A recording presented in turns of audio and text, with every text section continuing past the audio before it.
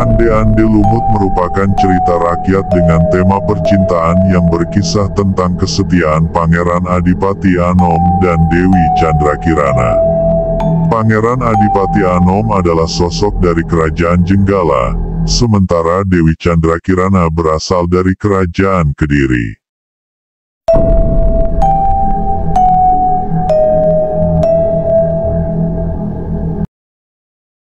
Cerita rakyat Ande-Ande Lumut. Lembu Amiluhur, raja yang bertahta di Kerajaan Jenggala memiliki putra yang tampan bernama Raden Panji Kudawaningpati atau dikenal dengan nama Raden Putra. Raden Putra dinikahkan dengan seorang putri Kerajaan Kediri yaitu Dewi Candrakirana, anak dari Lembu Peteng. Pernikahan Raden Putra yang bergelar Pangeran Adipati Anom dan Dewi Candrakirana sempat menikmati masa bahagia bersama. Namun Lembu Amiluhur yang merasa sudah terlalu tua dan lelah menginginkan Pangeran Adipati Anom naik tahta menggantikannya. Pangeran Adipati Anom menolak naik tahta sebelum ayahnya mangkat sehingga Lembu Amiluhur marah besar dan mengusirnya dari kerajaan. Pangeran Adipati Anom akhirnya berangkat meninggalkan kerajaan dan istrinya menjalani kehidupan di dalam hutan bersama dua pengawal setianya. Mereka bertahan di hutan hingga akhirnya merasa terdesak dan memutuskan untuk singgah di kota Dadapan. Kemudian mereka tinggal di rumah seorang janda miskin dengan menggunakan nama Ande-Ande Lumut, dan dua pengawalnya bernama Gempol dan Ceblung. Sementara Dewi Candrakirana menangis tak henti mengetahui suaminya pergi dari istana meninggalkannya. Tangisannya didengar oleh Batara Narada yang kemudian memberinya syarat agar bisa menemui suaminya kembali. Ia harus berjalan ke barat dan bekerja pada seorang janda tua, dengan berbekal sebuah senjata berupa cis.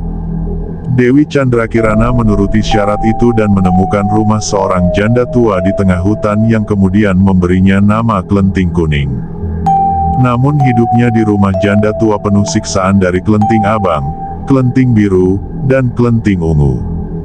Suatu hari Klenting Kuning diminta untuk mencuci dandang yang sangat kotor yang mustahil untuk dibersihkan.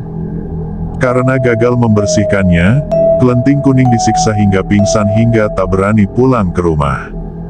Tiba-tiba datang seekor Garuda yang membantunya membersihkan dandang tersebut, namun dengan syarat Klenting Kuning harus menikah dengannya. Klenting Kuning menerima syarat tersebut dengan berat hati, dan bergegas membawa pulang dandang yang bersih itu. Keesokan harinya, Klenting Kuning mendatangi Garuda dengan niat menepati janji, namun ternyata sosok itu berubah menjadi Batara Narada. Ternyata hal ini membuktikan jika Klenting Kuning telah lolos dari ujian dan bisa bertemu dengan suaminya. Dengan gembira, Klenting Kuning pulang dengan menyimpan berita tersebut dan hendak berpamitan dengan sang janda tua. Di waktu yang sama, Klenting Abang, Klenting Biru, dan Klenting Ungu juga hendak berangkat untuk melamar anak janda yang tampan di Dadapan. Klenting Abang, Klenting Biru, dan Klenting Ungu yang mengetahui Klenting Kuning hendak pergi bersama mereka menyiksanya di tengah jalan dengan mengikatnya di pohon serta melumuri tubuhnya dengan kotoran.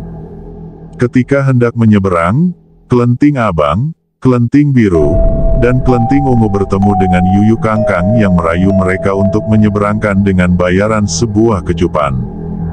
Ketiganya setuju dan bisa menyeberangi sungai dengan selamat hingga sampai di rumah sang janda tua. Ternyata Klenting Abang, Klenting Biru, dan Klenting Ungu hanya bisa memasuki rumah dengan syarat memberi kecupan kepada penjaga pintu. Kembali mereka bertiga memberikan kecupan dan bertemu dengan sang janda tua untuk mengutarakan maksudnya. Sang janda tua bertanya kepada Ande-Ande Lumut tentang lamaran ketiga wanita tersebut, namun sang pangeran menolaknya karena ketiganya telah memberi kecupan pada Yuyu Kangkang dan penjaga pintu. Sementara Klenting Kuning bisa melepaskan ikatan dan melanjutkan perjalanan hingga bertemu Yuyu Kangkang. Yuyu Kangkang kembali menawarkan jasanya untuk menyeberang, namun Klenting Kuning menolaknya dan justru mengeluarkan cis dan mengeringkan seluruh sungai. Setelah Klenting Kuning berhasil menyeberang, Yuyu Kangkang memohon dan menangis agar air sungai tersebut dikembalikan karena ia tak dapat hidup tanpa air yang kemudian ia kabulkan. Klenting Kuning kembali melanjutkan perjalanan ke desa Dadapan hingga bertemu sang penjaga pintu. Niatnya bertemu Ande-Ande Lumut sempat diremehkan karena tubuhnya yang kotor dan penuh kotoran. Namun kemudian Klenting Kuning diizinkan masuk dan bertemu janda tua yang menyuruhnya untuk membersihkan diri terlebih dulu. Terkejutlah Ande-Ande Lumut saat melihat sosok Klenting Kuning yang ternyata adalah istri yang dicintai dan dirindukan selama ini. Ande-Ande Lumut dan Klenting Kuning kemudian menceritakan sosoknya sebagai Pangeran Adipati Anom dan Dewi Candrakirana kepada sang janda tua. Mereka kemudian memutuskan kembali ke kerajaan, dan akhirnya Pangeran Adipati Anom dan Dewi Candrakirana hidup bahagia selama-lamanya.